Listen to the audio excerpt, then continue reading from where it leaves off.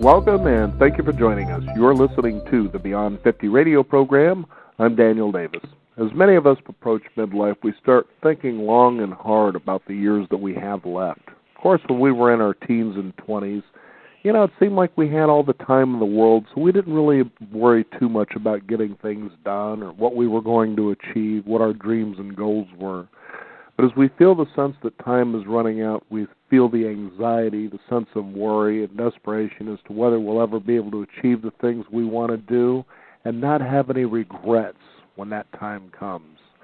And that's all because perhaps we have this fear of death, the unknown, what happens after this life.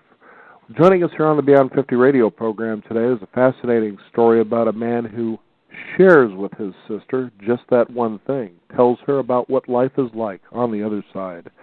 The book is The Afterlife of Billy Fingers. It's how my bad boy brother proved to me there's life after death. And I'd like to welcome to the Beyond 50 radio program today our guest, Annie Kagan. Annie, thank you for joining us today. Hi, Daniel. What an absolutely perfect intro that was. Thank you so much.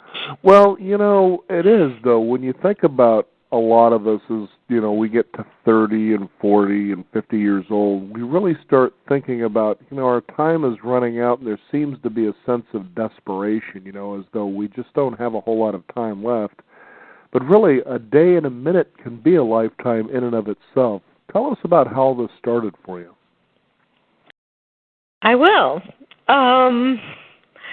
It really started back when I was a chiropractor in New York City, and after many years of working with people in pain, I started to get really stressed out and a little depressed, and I decided to take up a very serious meditation practice, thinking it would help me, but actually, Daniel, the opposite happened, and I became even more sensitive, and that sensitivity led me to give up my practice and move out of New York City, where I had always lived, and just seek solitude in a very small, secluded house by the bay.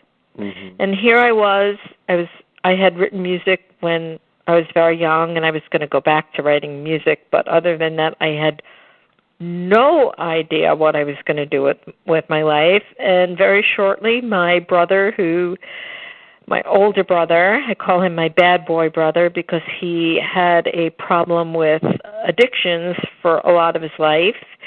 He shows up in pretty bad shape. We spend a couple of years trying to save him, and then he dies.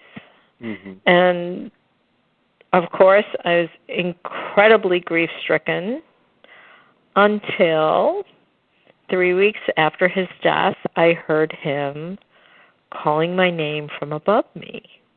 And it was probably the most comforting, awesome moment of my life. He assured me that death was incredible, and he took me along with him on his amazing journey through the afterlife. And one of the messages, the first ones he told you to do was to get a red notebook that he had purchased for you. Yeah, that was pretty wild because Billy, about a year before he died, it was my birthday again, I received in the mail a red notebook. And what was really weird was I don't remember Billy ever buying me a gift my whole life. It was always his wife or the woman he was with, so it was a complete surprise. And what was really surprising was it said, Dear Annie, everyone needs a book dedicated to them. Read between the lines. Love, Billy.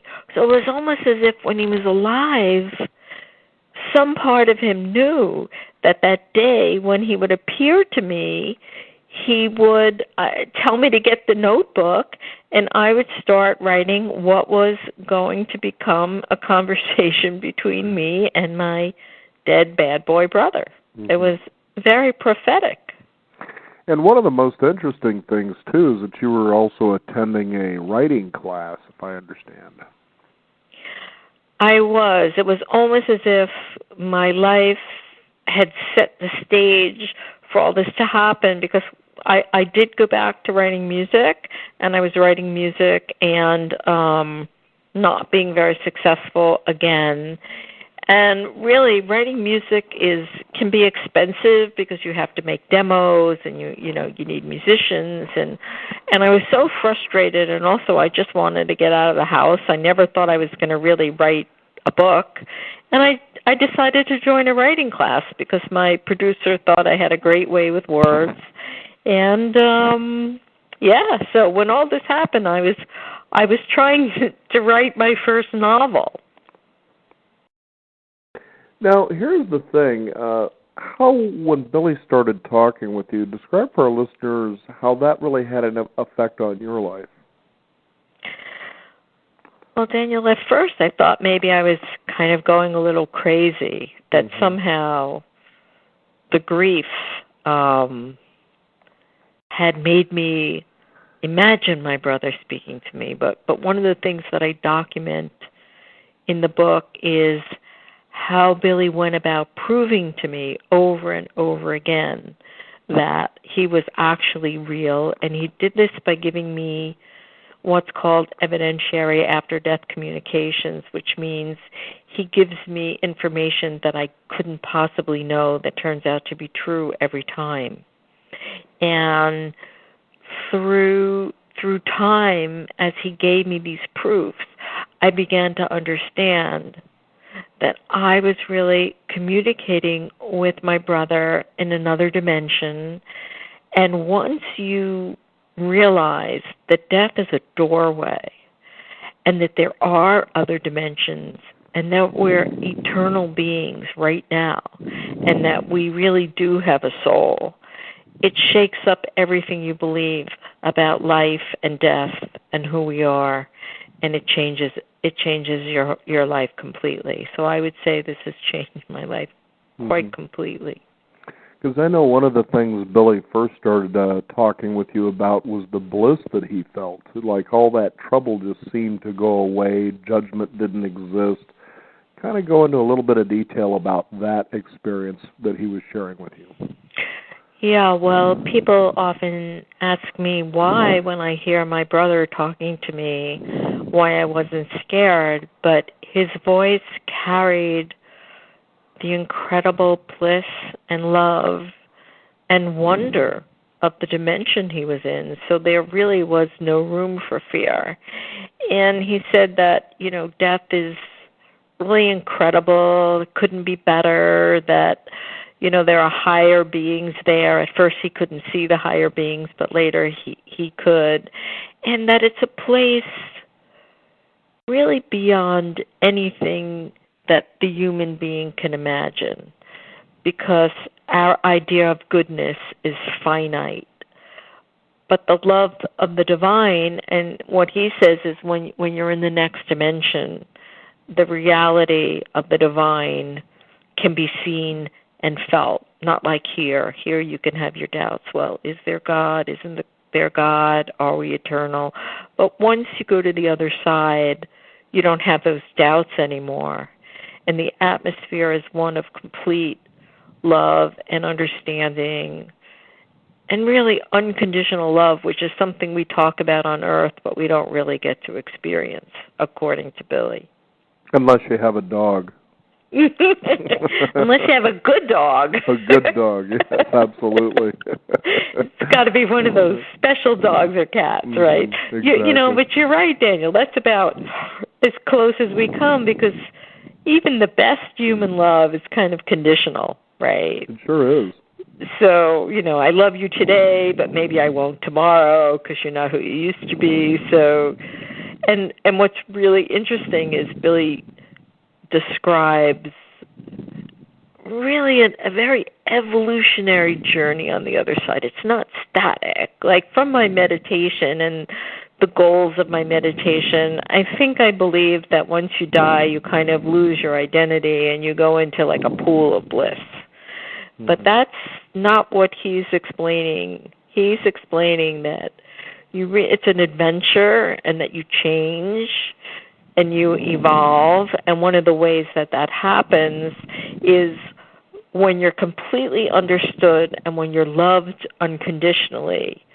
And it's a very funny thing. He says, unconditional love, it's not like acceptance, because acceptance means, well, I may not be crazy about all of you, but I accept you.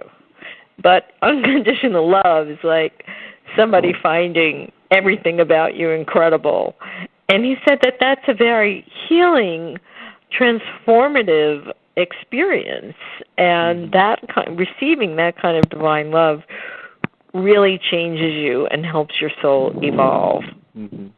Now, he also talked with you about how you were able to holographically view your life.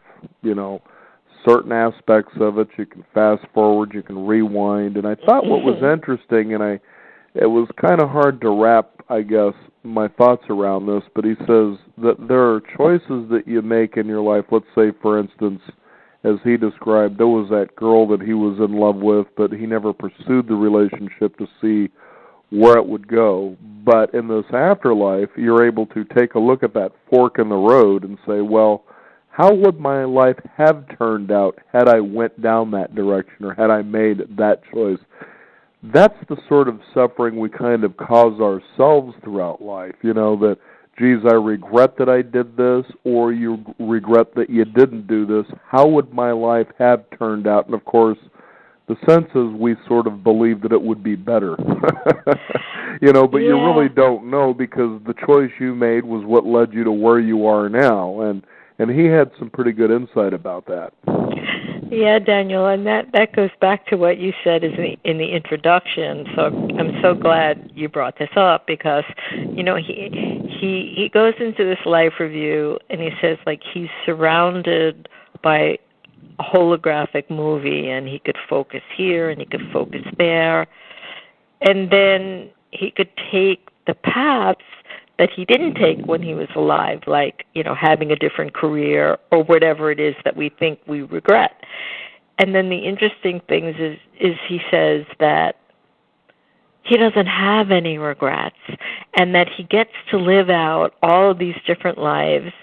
And in the end, now this is very hard to wrap our minds around, me as well. In a way, it doesn't matter, because he's still where he is now, in this beautiful, loving place. And it's not just about what we accomplish on Earth. See, we're all, especially in our society, we're so focused on, what I have, what you don't have. I should have done this.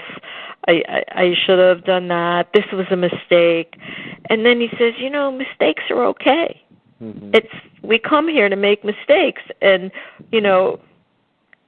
so many people, he says, would have really and did judge his life, that he made so many mistakes, but his so-called mistakes were some of the most interesting parts of his life. So I think one of the really kind aspects that people come away with is not to be so hard on yourself and not to be so judgmental of yourself, because it's not just about what you accomplish. It's really about kindness and being loving towards yourself and accepting the path of your life. Did he ever share with you, based on what you're saying here, why it is? Because truly, we all cause really our own suffering. You may see an outside event. For instance, you get fired from a job where your boss fired you, okay? But the fact is, you were the cause of your own suffering. And it's an interesting thing, because I was reading a book. It was called The Science of Mind. And as I was delving into this book, I started realizing how true we do cause our reality and our own suffering. And to give you an idea, years ago, when I was fired from a job, it'd be easy to say or build a story around how I was wronged. But when I really looked at it, and I took a look at all the circumstances that led up to that, I realized that deep inside, one of my consistent thoughts were I didn't think much about the company that I was working for. I didn't feel a real sense of contribution or growth as I was there. And if I really took a good hard look at the thoughts, they were all saying, geez, I wished I was away from this company. And there you go. And so you're always given what you ask for. You know, in the last 10 years, you hear a lot about, for instance, films such as The Secret. You hear a lot about this law of attraction, you know, and the power of intention. And the truth is, you know, even though people may, for instance, a lot of people are chasing wealth, for instance, because they believe that'll buy them comfort, security, and more choices. And you can have all those with or without money. It really doesn't matter. But they get so frustrated when they're sitting there doing their affirmations and all of these things they believe are going to attract what it is they want, which it will, I guess, if you take action. But the point is, you're also attracting a lot of the things that you don't want, like frustration, for instance. What were Billy's thoughts on things like that? You know, correct. I'm really glad you brought that up, because I think this is kind of a little controversial and a little bit different than, you know, the law of attraction. Because as you say, you know, you get things that you don't want, or you get things you never even thought of, you know. And when I was a doctor, I treated a lot of different people, and, you know, there's like a popular belief that if you're sick, somehow you created it. And I have to say that being a doctor, I don't really believe that.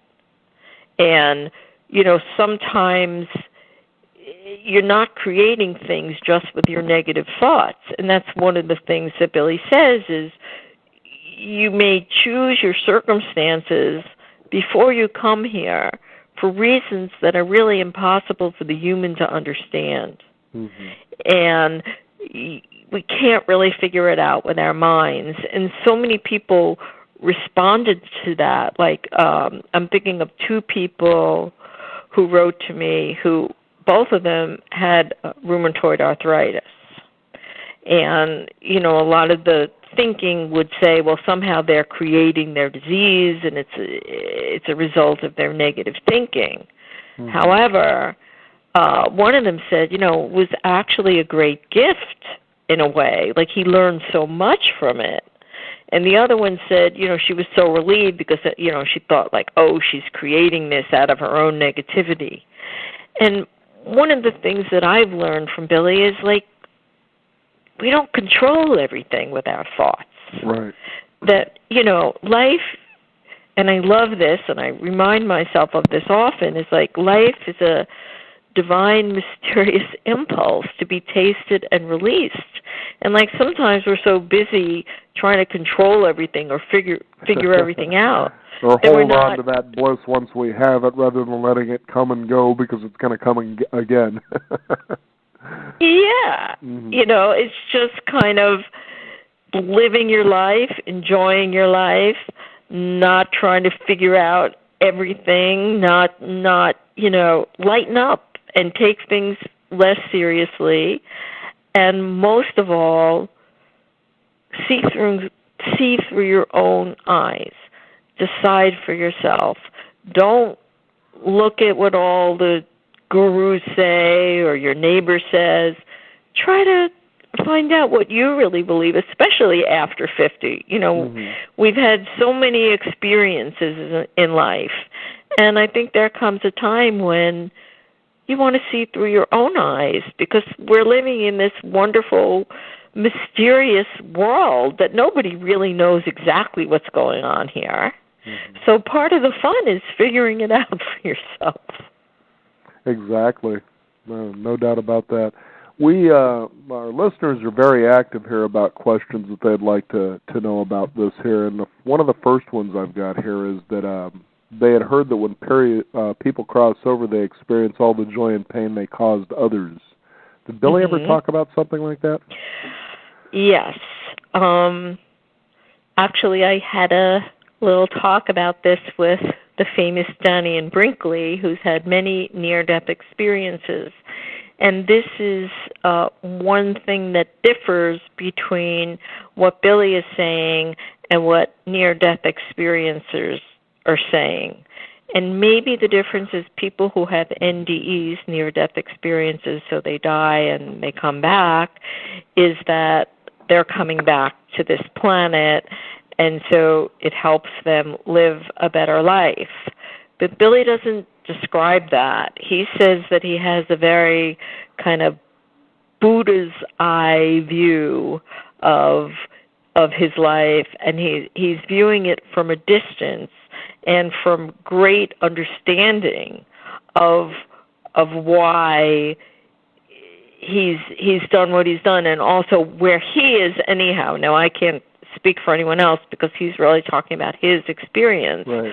You don't experience pain. There is no pain in the afterlife, so he wouldn't be able to really have a painful experience. It all becomes a beautiful, detached, learning, great understanding thing so that you can evolve more.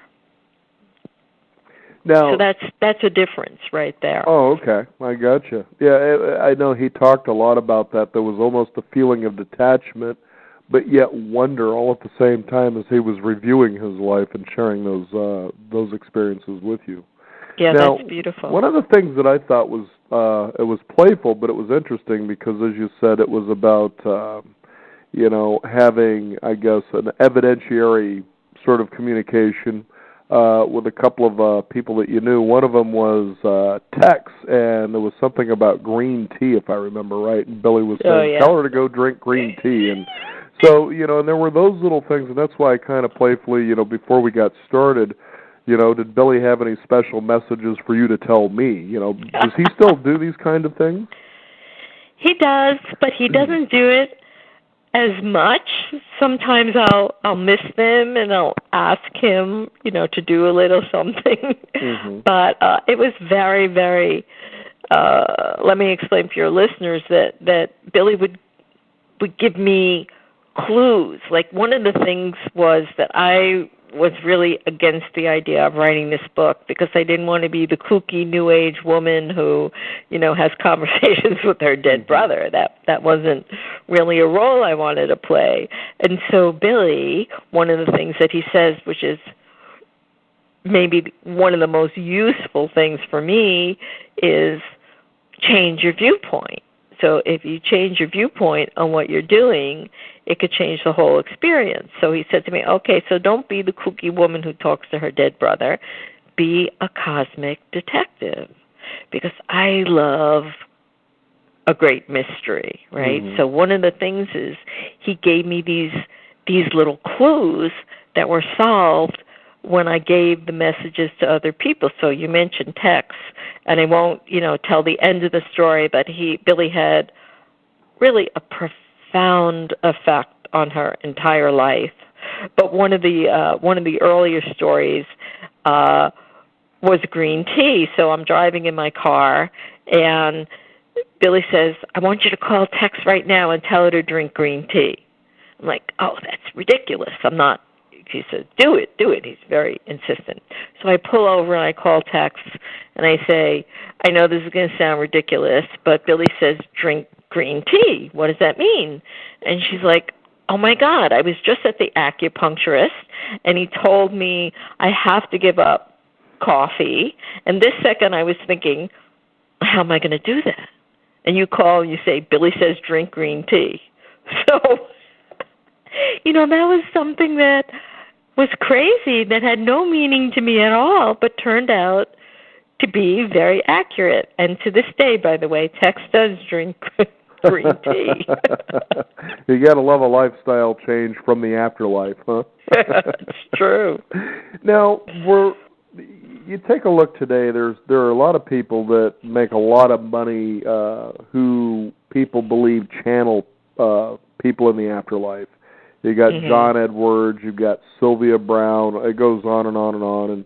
And did he ever talk about anything like that? Where, because some people will spend thousands of dollars in the hope they can connect with their friends or relatives in the afterlife, but here it just seemed to happen so easily for you. Is this something that we can all do? Did he give any insight on that?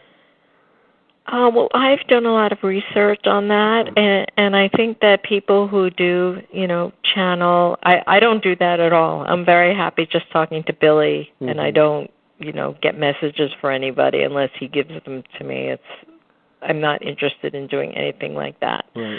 or giving sessions to people or anything like that. But I do think that they are helpful sometimes if you go to somebody who's very, very authentic, because I think grieving can be such a strong emotion that when a medium tells you stuff that they couldn't possibly know, and you know that your loved one is connecting with you, it's very important.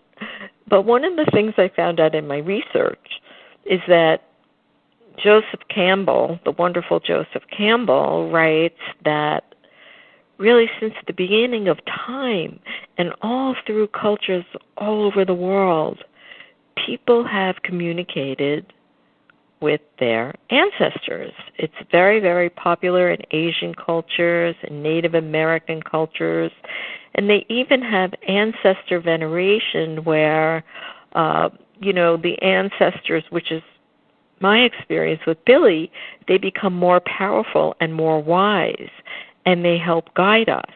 Now, I always thought that was a kind of a ridiculous superstition until it happened to me, and I think that our culture is really due for a change.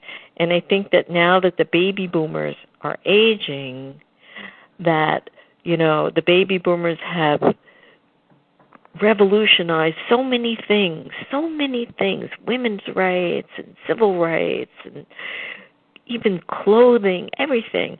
And maybe it's time to revolutionize, how we think about death and how open we are to the other side. And one of the things is that when you get a sign, you need to maybe open up and believe it, because 1 in 4 people already in our culture, in our country, already get signs. And I just got a letter from someone on Facebook. We have a really great conversation going on Facebook. And she wrote me a private message. She said, I have a bad boy brother, and he talks to me, and I know he does. And everyone around me says, yes, dear, I know you believe it. And I think it's really important, right? She said, do you believe me, Annie? I said, of course I believe you. And I confided in her that my mother said the same thing to me when Billy was talking to me. I know you believe it. And I think we could really help support each other in the opening up to the world of spirit, to the world of the other side, which not only comforts us, but really proves to us now that we go on. And just think, if you really, really believe that, what a big difference that's going to make in your life.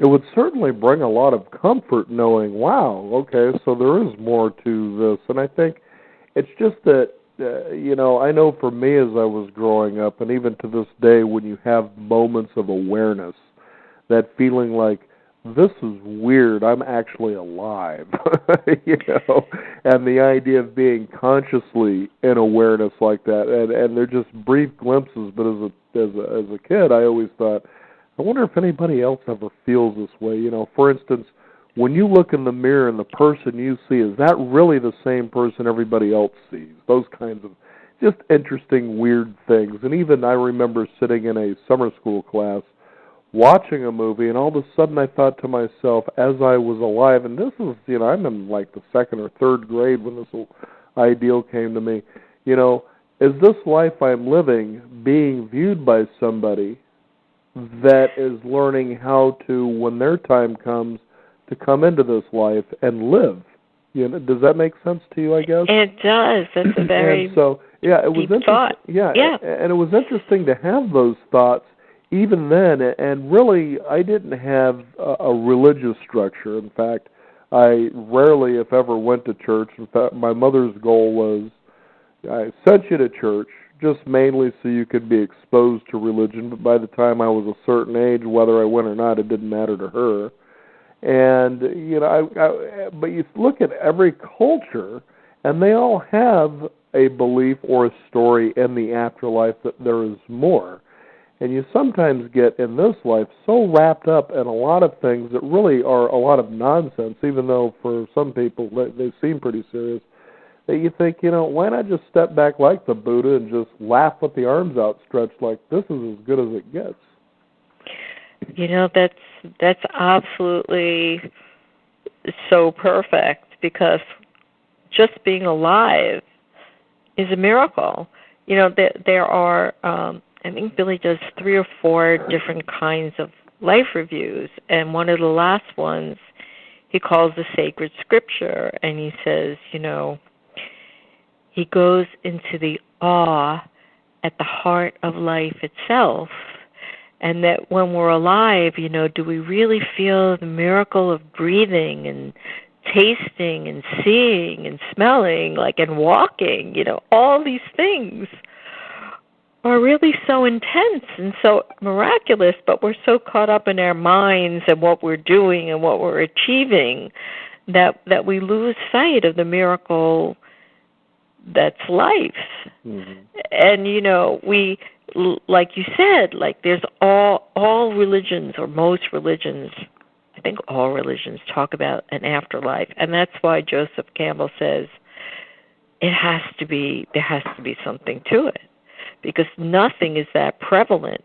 And, sometimes we think, oh, it's a nice story that they're telling us to make us feel better, right? Oh, you meet your loved ones and you go on, but if you consider, what if that's really true? That's huge, and it will really change the flavor of your life, the focus of your life. And I think Billy's overall message is, don't take everything so seriously. Just enjoy yourself more, no matter what's going on. You can enjoy the pain because, afterwards you're going to feel pretty good. You're going to feel pretty good, and he talks about, the Eastern concept of Maya, and what does that really mean? It just means that things are temporary. Mm-hmm. So even on the darkest day, there'll be light, and that light and bliss is really the ultimate reality. It's where we're all going to wind up. So, here we are having this conversation, but I will say that when you read Billy's words, the actual words, I can't really work the same magic as his words, because he's really talking from another dimension, from another perspective, but it's quite transformative. Well, and there's a really golden piece right there, is in any situation that you're in, if you could change your perspective, especially if it's something causing you grief or anxiety, whatever it is, change the way you see it and experience it, and you change exactly what it is. But that is so true once you really understand it. So let's say I have a circumstance that's very difficult for me, and he'll say to me, okay, so today it's not simple math, today it's calculus. So I look at it as this wonderful, challenging thing that I have to bring all myself to, and look at it as a wonderful experiment that I am big enough to do, and that I'm going to draw on new parts of myself rather than, oh my God, this is terrifying. Do you know what I mean? Right. I was just reminded as you were saying that about how I remember for years, and I'm sure a lot of the listeners could relate to an experience like this, back when you were in grade school, and perhaps, I know I had a lot of parent-teacher conferences. I was that bad boy in class, so to speak.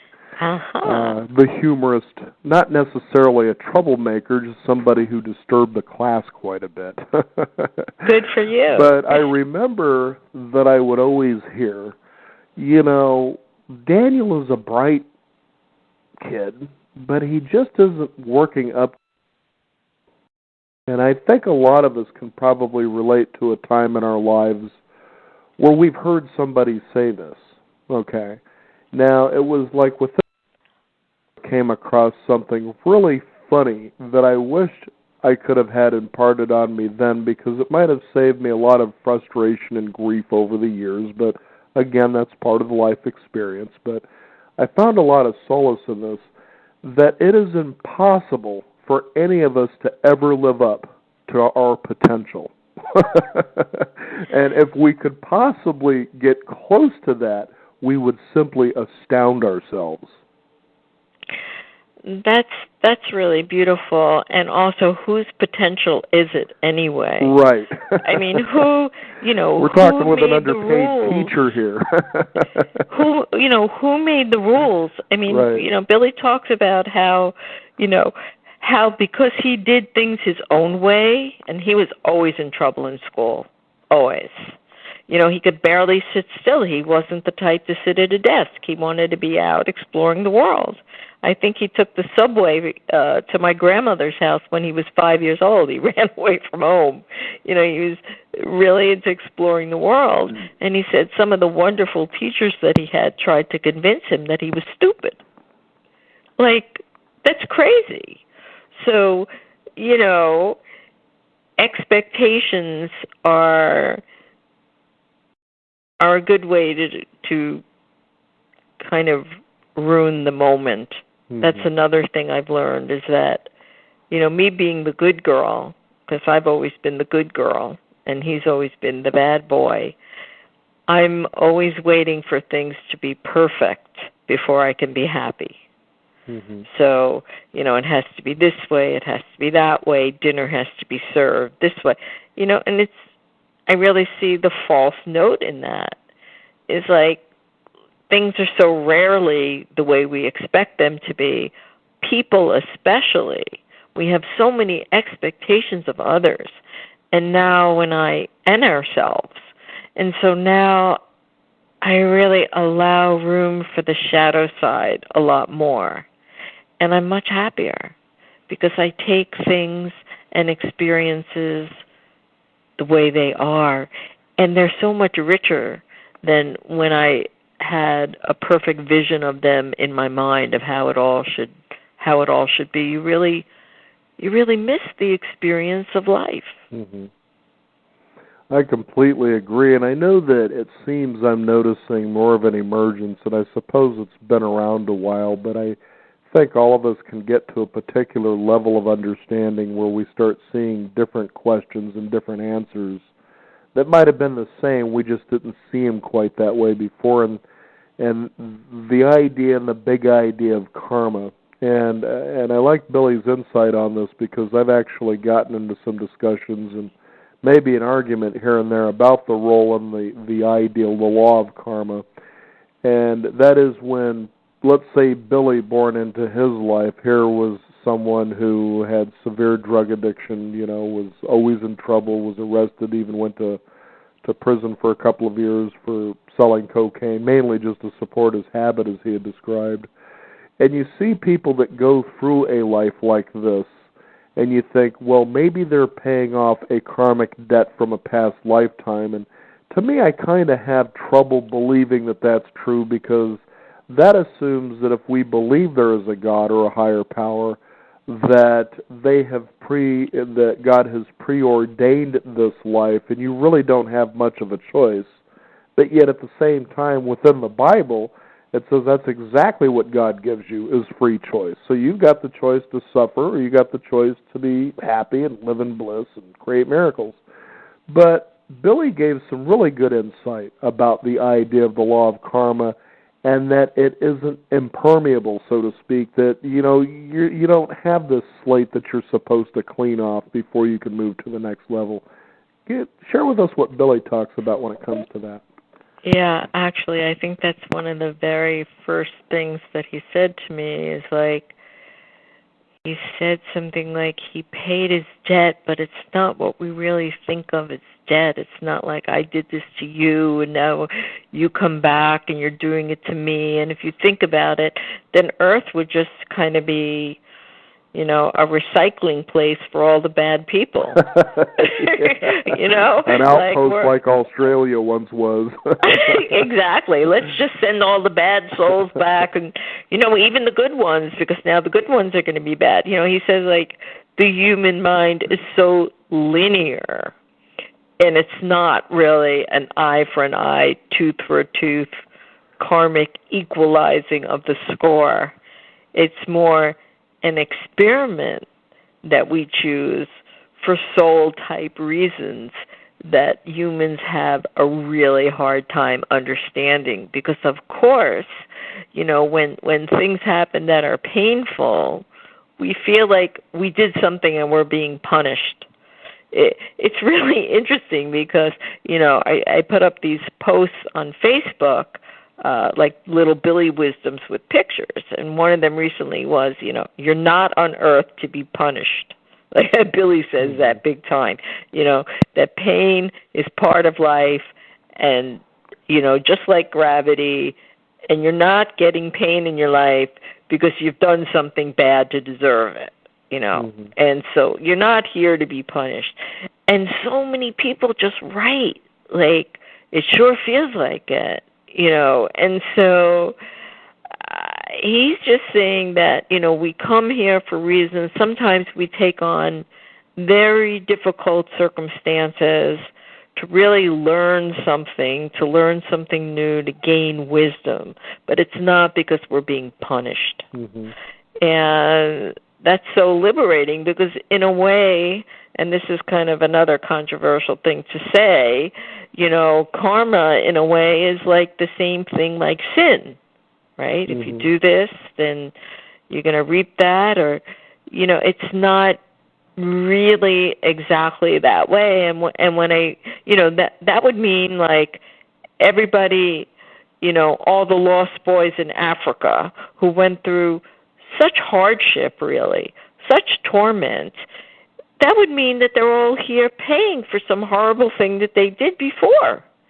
So that's, for me, that's kind of a difficult concept to swallow. And, some of the very wealthy people or have an easy life, well, they must have been just wonderful. And it's too linear. It's too much of a human way of thinking. And the truth is, according to Billy, we don't really know. And some of the most advanced souls could pick something very difficult to round off their wisdom. So, please don't be too harsh in judging other people's lives because, in a way, we don't understand. And a lot of times when you find yourself, I would think, in judgment of someone else's life, that's really you're judging. That's true. Or something you're afraid of, or it's being competitive, like, well, my life is so much better than theirs, or I'm better. There's so much. That's another thing he talks about is, how much we compare ourselves to everybody. And, how our society kind of kindles that fire. And that really, the truth is, you could never really, really stand in somebody else's shoes and understand what their soul is doing here, or even yourself. So, just enjoy yourself and do the best you can, and don't be too hard on others, including yourself. It's kind of it's a very kind way of looking at things. I remember Dr. Bernie Siegel when I was talking with him some time ago, and there was a quote I attributed to him. I believe it was something that he said, but it really gave an uplifting feeling to me when I had heard this, actually, and that is, he says, you have to think in the billions of years of evolution. Now think about that, billions of years of evolution. That's a long time. He says, nobody can screw up quite like you can. That's really beautiful. I love that. That's really beautiful. And that's what it's about, too, is like loving your imperfections. Like when Billy does his life review, he says, everybody judged him for being a drug addict.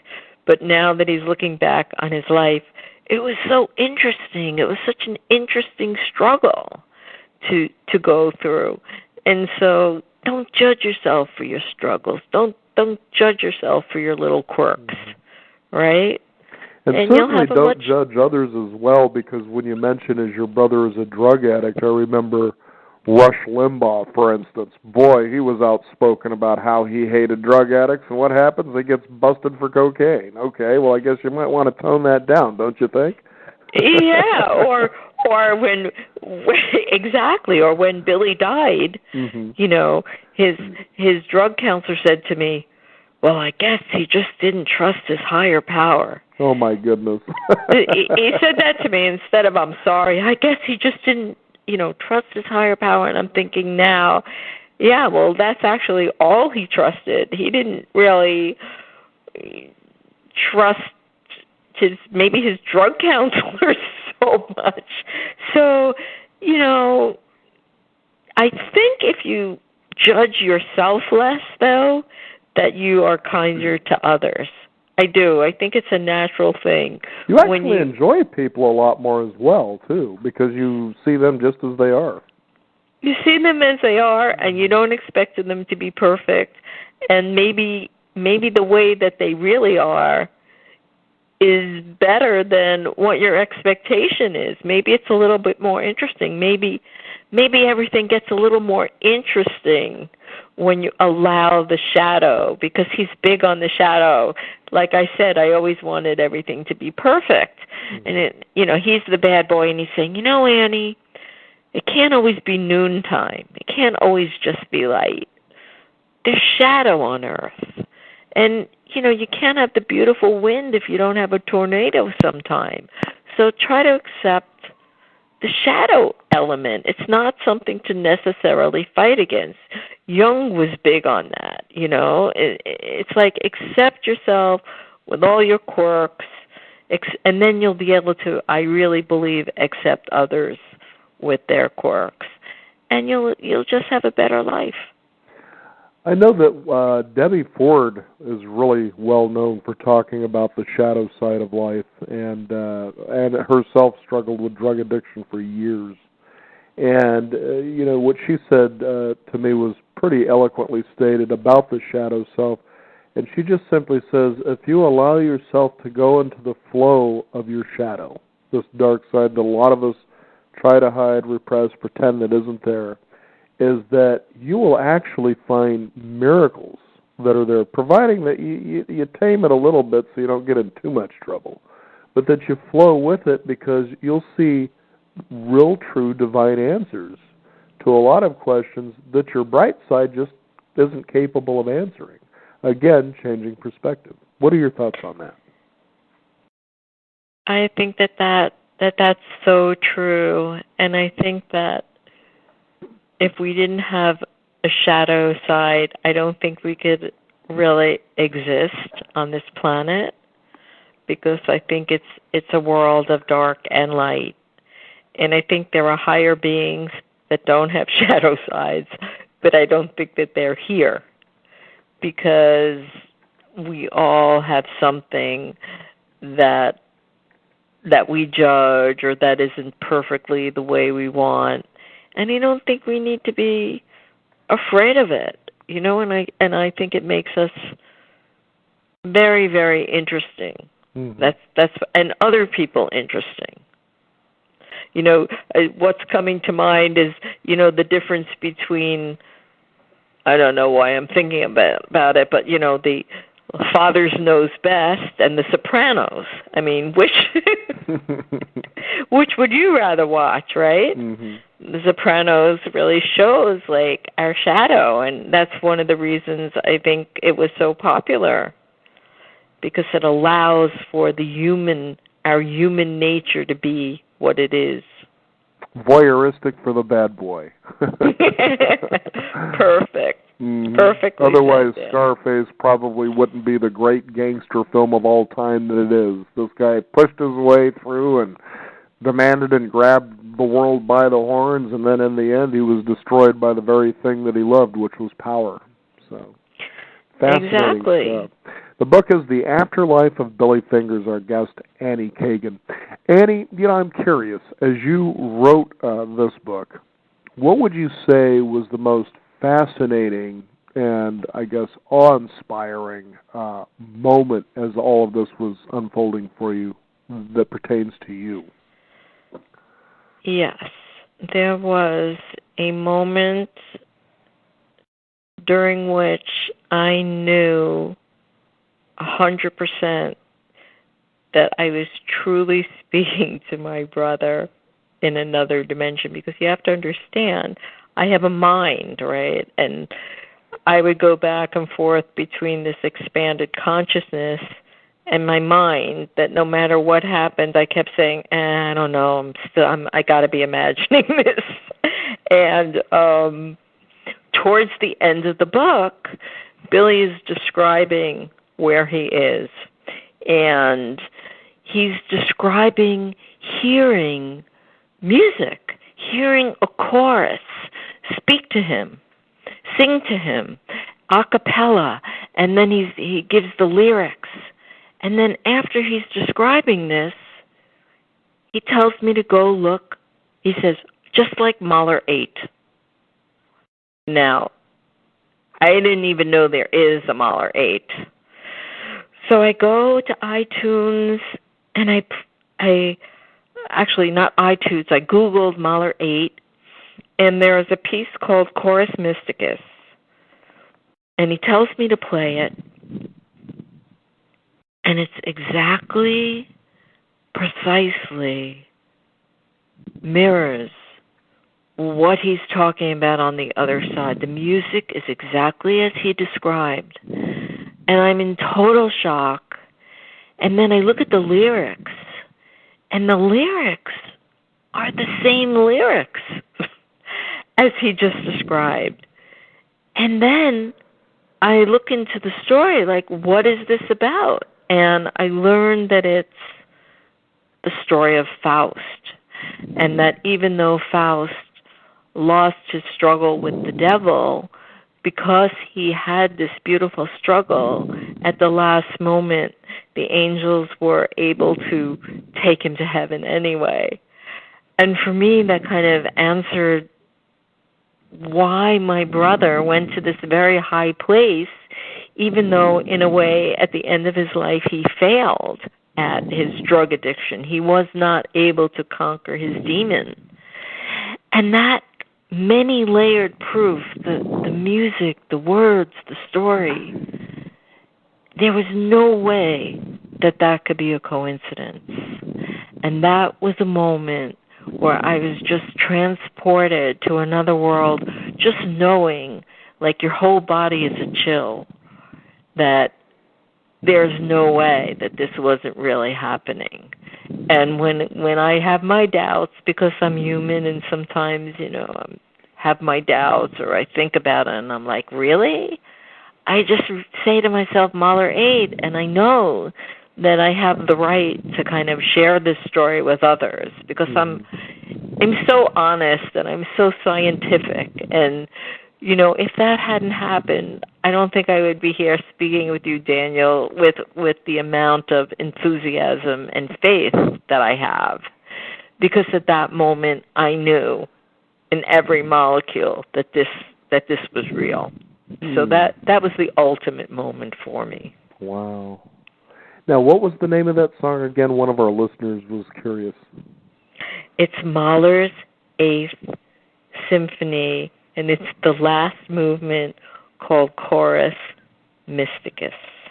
And it's one of the most beautiful things. It's so heavenly and beautiful. People write to me all the time, if I had my way, when you got to it in the book, it would just play. Because when you play it, it's so profound. Mm-hmm. And, if anybody really doubts the story, which I totally understand, because if someone was telling me the story, I would have my doubts. If you, Google the things along with me that Billy tells me to Google, because a lot of the proofs have to do with, looking things up in Wikipedia and this and that. And if you play that song, at the moment when he talks about it, and you really look at it all, you know that this can't be made up, that nobody could make this story up. It's too complicated. Mm-hmm. And, we really do need to stretch beyond physical proof for many things. And I know that all of us, we experience what can be called miracles. And in fact, Jesus himself was here to show us how we could do that very thing. This isn't just for some people out there. This is for all of us. It's just like the light, as I was talking with Marianne Williamson. She says, the light is in all of us. And our deepest fear isn't that we are incapable. It's that we're more powerful beyond measure. And that is so true. And when you have an experience like you've had where your brother's showing you, hey, in the afterlife, I wish you guys could really get it, that you really are more powerful beyond measure, that when you become that light, you automatically give permission to other people to do the same thing. And it sure would be a different world. It certainly will be a different world for you if you'll just open up and just allow that to happen. That's so true, and I want to leave with the thought, and something that Billy taught me that the great Carl Sagan said, which is that every single cell in your body was made on a star. Literally, we're all stardust, and so the intelligence that gave birth to those stars and that runs the universe is innate in your body. And that consciousness is available to you. And one of the ways Billy says to find that is just look at pictures from the Hubble telescope. That's you. And that's really blows the top off of your mind and just opens you up to your full potential. And a great book for that, by the way, was an astronomer that I had met several times. Magnificent Universe will show you some fascinating photographs of deep space, nebulas, solar systems, and galaxy types and colors, and you realize this was all the stuff we came from. Literally, and that's where Billy has returned to the stars. Mm-hmm. So it's quite phenomenal, because that's something I never knew until he told me. So now sometimes when I go for a walk, I look at everyone and I try to see them as all sparkly, little stars, like we're all stars. Absolutely. The book is The Afterlife of Billy Fingers. You don't have to believe, but you can certainly start by reading it and just start asking yourself the questions, because you'll find that your consciousness as well as your soul will expand into regions and beyond that you could ever imagine. Annie, I'd like to thank you so much for sharing your story here with us on the program. I do have one quick final question. Yes, and that is, in the beginning of the book, there was a particular guy that was in your writing class that was considered the skeptic. Yeah. And Billy gave him a message, there is no sunshine without the sun. Yes. So how did that turn out? What turned out was that the sun, and I didn't know this when I gave him the message, I didn't know that his young son had been killed by a car when he was just 8 years old, the son. And what the message really meant was not S-U-N, but there ain't no sunshine without the S-O-N. So I think it was Billy's way of letting him know that really his son was sending him a message and that he still existed. Fascinating stuff. Is there a website people can find out more? Yes. Afterlifeofbillyfingers.com. You can download a free chapter there. And please go to Facebook. We have 54,000 people having this conversation. It's quite an active, lovely page. Billy's very involved, and I'm very involved. So Afterlife of Billy Fingers Facebook page. Very good. Annie, again, thank you so much for joining us here. It's been a real pleasure to have you here on the program. Thank you so much, Daniel. I totally enjoyed it. Very good. We want to thank you all, the listeners out there, for all of your interesting questions and comments about this, The Afterlife of Billy Fingers. You can be sure to visit us at beyond50radio.com. We do have a free weekly e-news update. We encourage you to sign up for and we'll also have a post there so that you can share that as well with your friends. I'm Daniel Davis. Thank you for joining us. This is the Beyond 50 radio program. Remember, live your day past halfway.